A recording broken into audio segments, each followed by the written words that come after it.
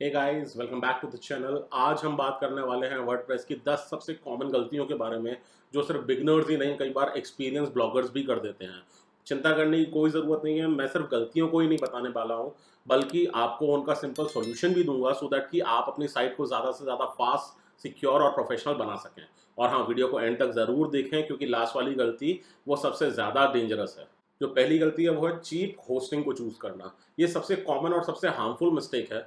कई लोग सोचते हैं कि यार 50-60 रुपए मंथ वाली होस्टिंग को ले लेते हैं, और जब अपनी साइट स्लो चलती है या साइट क्रैश हो जाती है, तब समझ में आता है कि वो 50-60 रुपए कितने महंगे पड़े हैं। इसका सॉल्यूशन सिंपल है।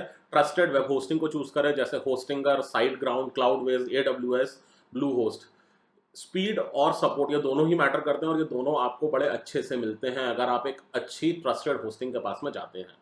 नंबर 2 पर है डिफॉल्ट यूजर नेम को एडमिन ही छोड़ देना। सिक्योरिटी का सबसे बड़ा लूप होल है एडमिन यूजर नेम। हैकर्स सबसे पहले यही ट्राई करते हैं। तो इसका सॉल्यूशन क्या है कि आप एक नया यूजर बनाएं, एक उसका स्ट्रॉन्ग पासवर्ड सेट करें, और अपना पुराना जो एडमिन यूजर नेम है उसको डिलीट कर दें। तीसरी जो गलती है वो है रेगुलर बैकअप्स को ना लेना। आपकी साइट या तो क्रैश हो गई या हैक हो गई या कोई भी प्रॉब्लम हो गई, लेकिन आपके पास में कोई बैकअप नहीं है, तो समझो आपका गेम ओवर हो गया।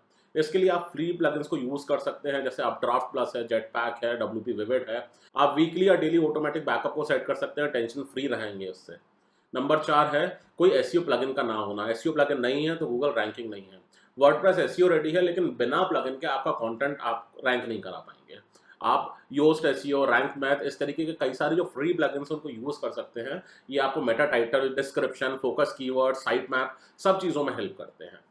नंबर 5 पे आता है बहुत सारे प्लगइन्स को यूज करना। ज़्यादा प्लगइन्स मतलब स्लो वेबसाइट। हर फीचर के लिए अलग प्लगइन अगर अपने इंस्टॉल करते हो, साइट ऑब्वियसली स्लो हो ही जाएगी।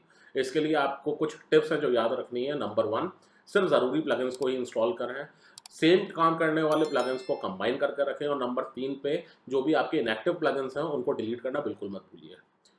अगली जो गलती है वो है कि आप आपकी इमेजेस को बिना प्रोसेस किए हैवी इमेजेस अपलोड कर देते हैं। मान लो आपने डायरेक्टली 4-5 MB की कोई फोटो इमेज कर दी, यूजर्स का तो पेशेंस ही बोल जाएगा, वो निकल जाएंगे आपकी वेबसाइट से।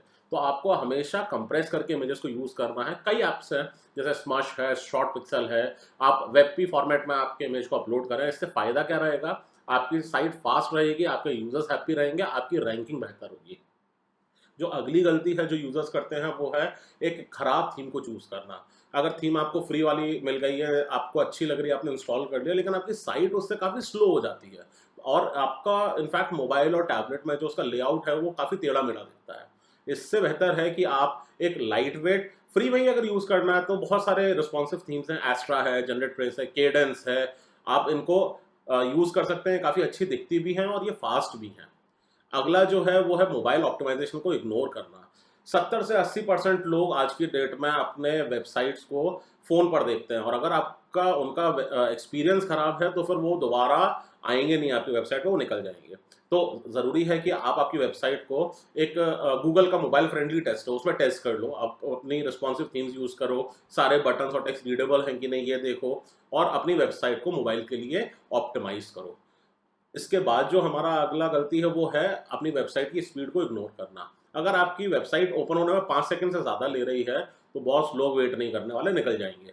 इसके लिए फिक्स है कि कोई एक अच्छा कैशिंग का प्लगइन आप यूज़ करें। लाइट स्पीड कैशे यूज़ कर सकते हैं, WP रॉकेट यूज़ कर सकते हैं।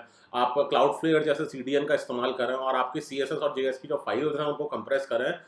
टेंशन लेने की ज़रूरत नहीं है, ज़्यादातर ये आपका काम जो है प्लगइन्स ही हैंडल कर लेंगे।